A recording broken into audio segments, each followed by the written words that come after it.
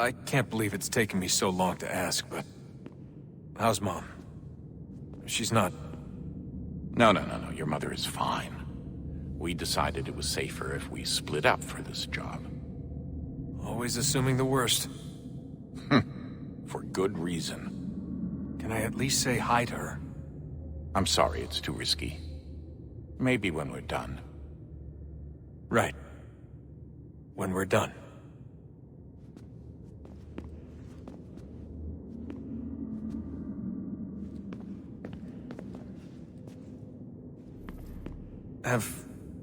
Have we ever tried to make peace with the Templars? Throughout our history, there have been moments. Several, in fact. But... it's impossible. There are existential differences, insurmountable. If there were to be unity, it wouldn't be a truce so much as a submission. But knowing what's about to happen, wouldn't it make sense to try and talk to Vidic? Come to an arrangement, even if it's only temporary? We'd all be so busy watching our backs, nothing would get accomplished. Imagine that. We're more productive at war. Well, have we ever tried sending in someone? Doing to them what they did to us with Lucy? Or Cross? We have, and it's never worked. We've sent people who were either too weak and found themselves turned, or too strong and were unable to carry out the charade. I just feel like we all want the same thing. We use the same words, but that's all they are, words. In the end, it all comes down to freedom. We seek it, they detest it. And so there's never an end to the fight. Not until one side is completely gone. Is that even possible? Probably not. Our two groups have existed in one form or another since, well, since forever. But things can be better than they are. And that's something. Did you look for me, Dad? When I was gone? Every day. Come on. I mean it. Every night I'd look, searching for your name or variations of it, hoping you'd slip up. Abstergo only found you first because they had better access. A few more days and it would have been me. Well, I'm here now. And I'm glad. Do you think Lucy regretted what she was doing? I used to think I knew her well, but clearly that wasn't the case. So I really can't give you an honest answer. She seemed so sincere, though. Like she really wanted to make a difference. Yes, well, when I first met him, I thought the same thing about Cross. It just keeps happening over and over again. What does? Everything. Don't get weird on me, Desmond. No, it's fine. I'm fine. Don't worry. All right, then. You should think about getting back in the Animus. We've got to find that key. We should probably get back to Connor.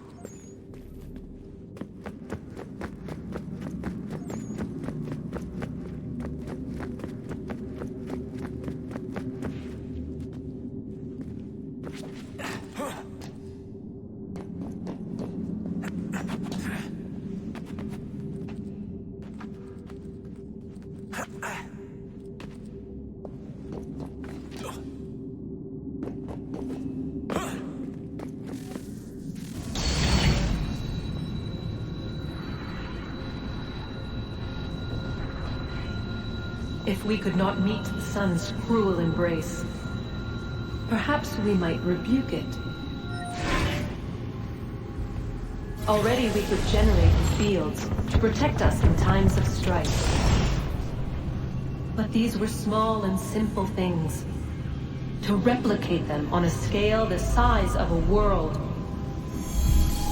We lack the energy to make it so. Half the world, they said then. It is better than none at all. We tried. Again, we failed. A quarter, they asked. Even this we could not do. A sixth, an eighth, a tenth, they cried. The answer was still the same. Perhaps in time a city might be spared. But it was time we did not have. So we moved on.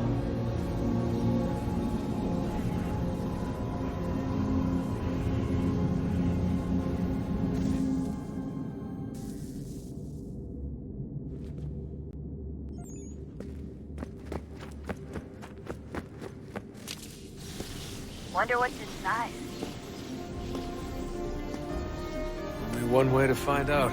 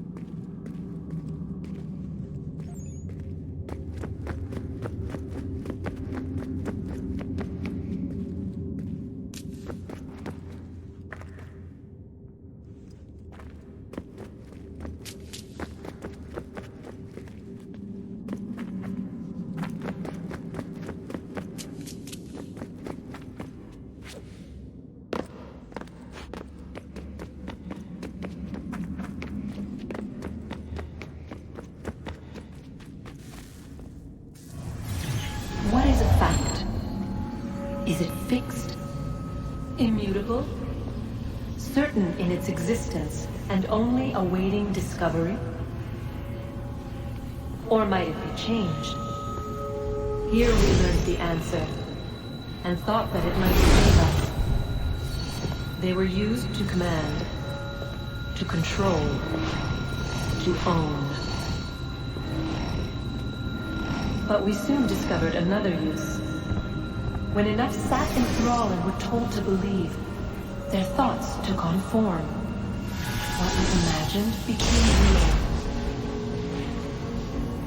If 100 minds could wish away a wall or create a tree, what might 1,000 do? 10,000? More?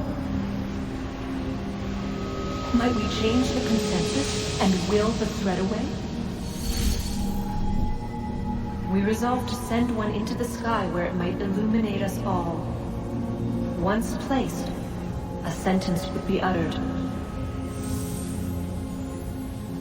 Make us safe. In this way, we would change the consensus. We would save the world. But it never came to be.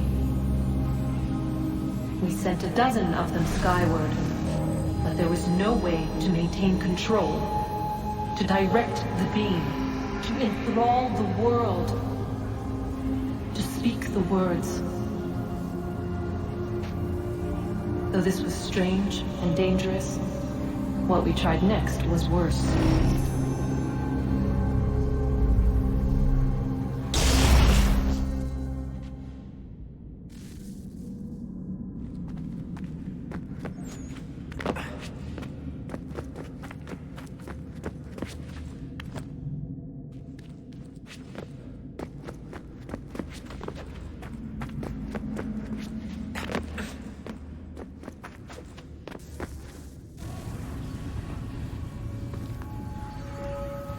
Our first instinct was to travel back, to change the past. But we could not find a way. But forward, we could look forward. And so here we sought to see beyond ourselves, and know what was to come. First we wanted to learn if our work would succeed. But the answer was always the same. So we moved on to other things, but she remained. The one you call Minerva. In time, she too stopped looking, and instead began to speak. She called out across time, in the hopes that you might be saved. She hid messages where none might find them, save for you and those within this place. Fascinating. Tired of it. The cryptic warnings, the threats. Just tell us what you want! But they are. We saw the Nephilim there. We seemed like grasshoppers in our own eyes, and we looked the same to them. Imagine trying to explain all this to a 2-year-old, to a grasshopper. When they said the will of the gods was unknowable, they meant it. Literally. I killed her, you know. I killed Lucy. It was the apple, son. It was Juno. I saw what she was. What would happen if I let her live? I could have stopped myself. I mean, there was a force there. But I didn't have to. I chose to. Desmond. Lucy was going to betray us and take the apple back to Abstergo. I saw the satellite launched. I saw them turn it on, and then... it failed. Whatever's on the other side of that door, it benefits Juno. We need to be careful.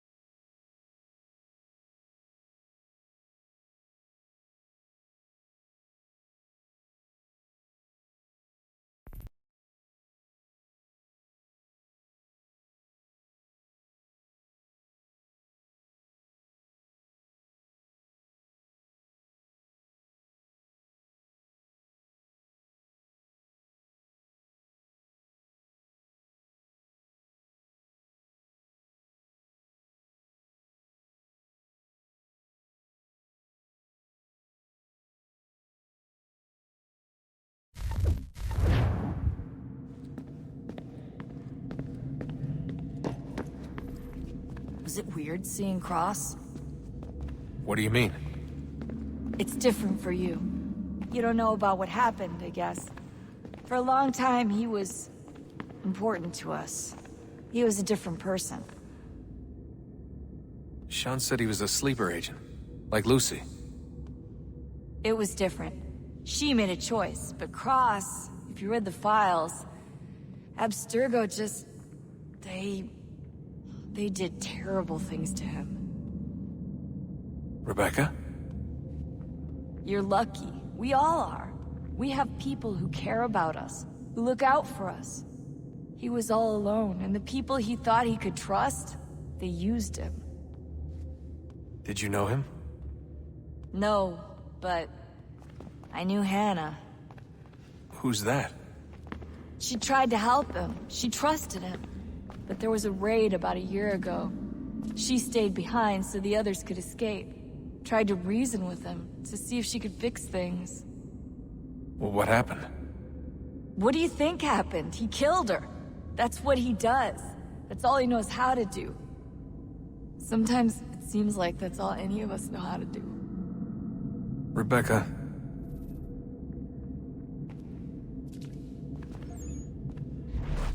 I just want to be alone right now.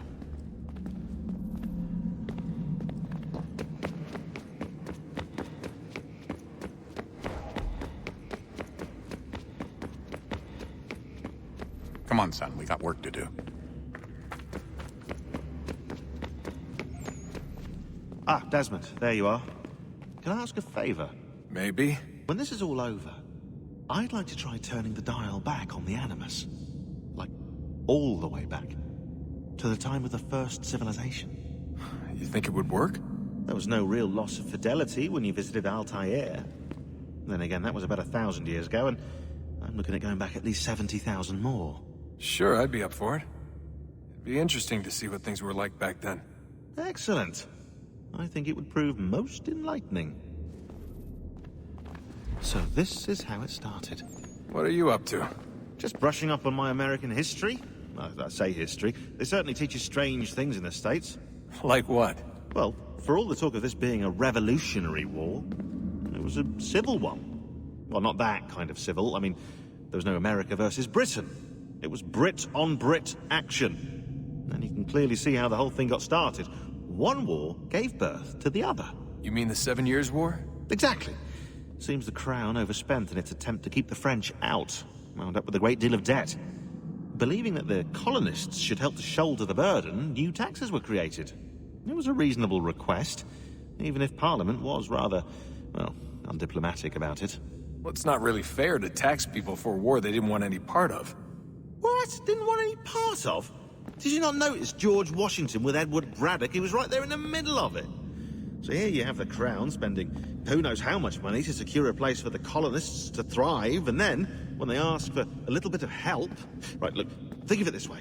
King George and the colonists, they all go out to dinner, right? And when the bill comes, George asks for them to kick in and pay their share. Fair enough. But keep in mind, he's been taking them out to dinner, gratis, for decades now. But the colonists, oh no, they insist they only had a glass of water and a side salad. Never mind the table's full of half-eaten food and empty bottles of wine. Now, when the king points this out, what do the colonists do? Oh, they flip the table over and they storm out the restaurant. Probably intending to return later and burn it down. You left out the part where the king pointed a gun at the colonists and asked them to cover dinner for everyone in the restaurant. Right, yeah, interesting take. If he pulled out a gun, and I'm not sure he did, it would only have been after the 100th failed attempt at getting them to pay their fair share. But how do you define someone's fair share? Oh, well, with a war, apparently. I wonder how many other places like this exist. There are dozens of them, all over the world. And somehow no one's ever found one before us. I don't think that's true. Oh? When I was at Abstergo, Vidic talked about silencing discoveries made by non-Templars. And I'm sure Abstergo has dug up plenty. The things they must know. Regretting throwing in with us? No. Just looking forward to when we can finally trounce those bastards so I can dive into their archives. Oh, I think I found a lead on another power source. Later, Desmond. I'm in the middle of something very important right now. That's a rule. Just follow that as a rule.